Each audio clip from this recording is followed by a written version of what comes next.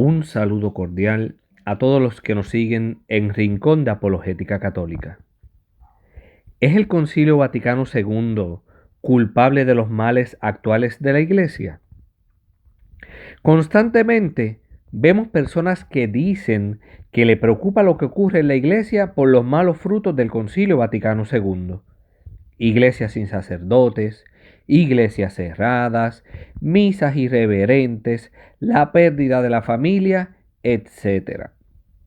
Dicen que muchos católicos desean un retorno a la iglesia de antes, porque no les gusta la iglesia moderna. Incluso dicen que después de todo, fue la iglesia antigua la que nos dio santos como Santa Teresita de Jesús, por mencionar algunos. Realmente, compartimos sus preocupaciones por los males que se sufren dentro de la iglesia, pero es un gran error culpar al Concilio Vaticano II. Un concilio ecuménico es siempre obra del Espíritu Santo, aun cuando en el mismo haya habido grandes batallas y algunas proclamas que nos disgusten. Así también ocurrió en los otros grandes concilios anteriores. El Señor prometió guiar a su iglesia hasta el final y sus promesas se cumplen.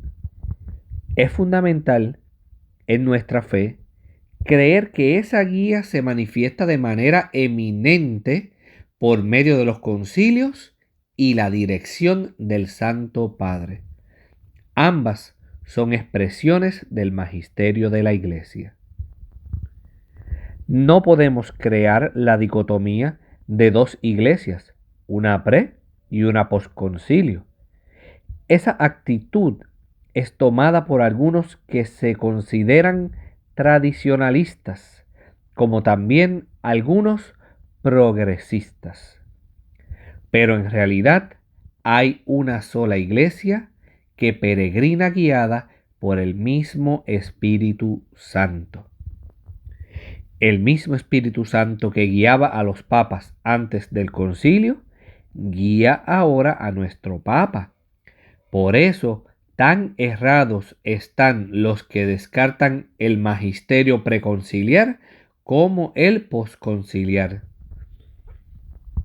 Si decimos que el Concilio Vaticano II estuvo errado, entonces ciertamente San Juan Pablo II también hubiese estado errado, ya que él siempre insistió que su misión era implementar dicho concilio. Al pensar así, estaríamos negando nuestra fe católica para confiar más bien en nuestra opinión personal, afectada como está por nuestra condición pecadora. Quien crea que el concilio y el papa están fundamentalmente errados y que la iglesia actual es otra y no la católica, ha naufragado en su fe. Cree entonces en una iglesia que no existe, una iglesia que se extinguió hace más de 50 años. Pero la verdad es otra. La iglesia está viva, aunque en grandes batallas.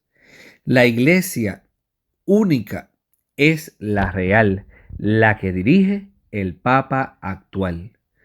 Es injusto culpar al concilio o al Papa por los males contemporáneos. Sería como culpar a la Virgen de Fátima por la Segunda Guerra Mundial, por poner un ejemplo.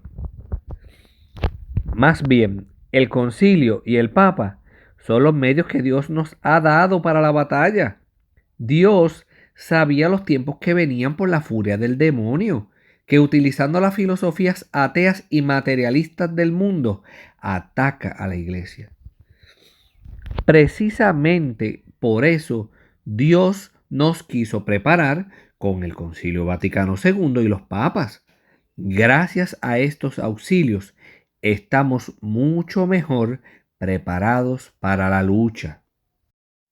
La verdadera crisis de la iglesia es por la rebelión contra Dios de muchos que lamentablemente y sin ningún fundamento apelan al concilio, manipulándolo y sacando enseñanzas de contexto o simplemente achacándole cosas que jamás el concilio enseñó.